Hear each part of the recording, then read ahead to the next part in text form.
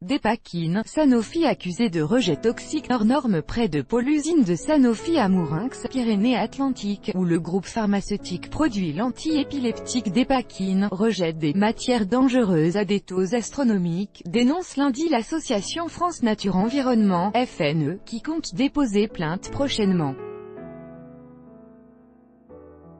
Sanofi a réagi à ces accusations, reconnaissant un problème de dépassement localisé des seuils de rejet de vapeur de solvant, mais assurant toutefois dans un communiqué que les populations ne sont pas exposées à des niveaux supérieurs au seuil fixé par la réglementation. Cette usine, située dans le bassin industriel de Lac, a l'autorisation d'émettre 5 composés organiques volatiles, bromopropane, toluène, isopropanol, valéonitrile et propène, dans l'air dans la limite globale de 110 mg par mètre cube, indique FNE dans un communiqué.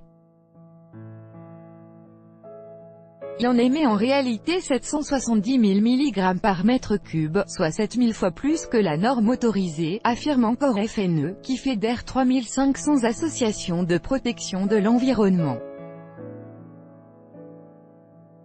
La situation est encore plus grave dans le cas du bromopropane, qui entre dans la composition du valproate de sodium, Dépakine, avec des contrôles ponctuels ayant révélé des dépassements de 90 000 fois et 190 000 fois la norme. Selon FNE, Sanofi n'a communiqué cette information à la préfecture qu'en mars dernier, lors d'une inspection, affirme l'association. Si ces dépassements ont été possibles, c'est parce que Sanofi ne contrôlait pas ces 3 colonnes de l'usine, mais une seule. Jamais contrôlées, les 2 autres ont envoyé ces quantités astronomiques de polluants dans l'air, ajoute-t-elle.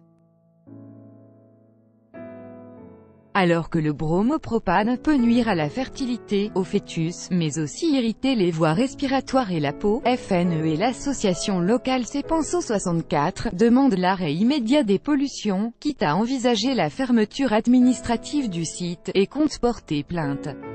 Sanofi indique de son côté avoir diligenté une étude d'impact sanitaire auprès d'un organisme indépendant, qui a conclu que les populations ne sont pas exposées à des niveaux supérieurs au seuil fixé par la réglementation. Un plan d'action a immédiatement été engagé par le site, qui a mis en place une unité de collecte et de traitement des rejets afin de les réduire significativement.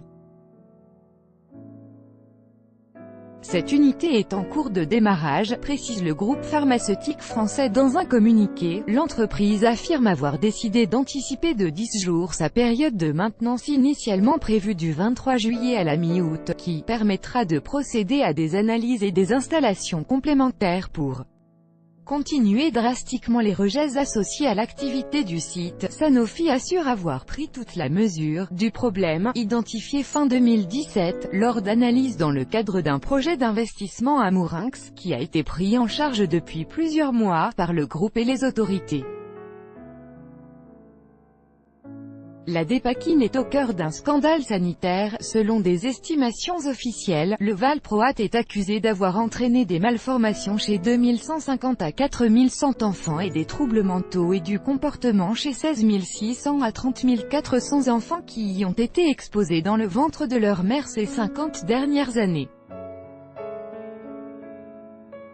Tous les médicaments au valproate sont aujourd'hui interdits aux femmes enceintes et en âge de procréer, sauf exception dans des cas d'épilepsie particuliers. Tout droit de reproduction et de représentation réservé. Copyright 2018, Agence France Presse.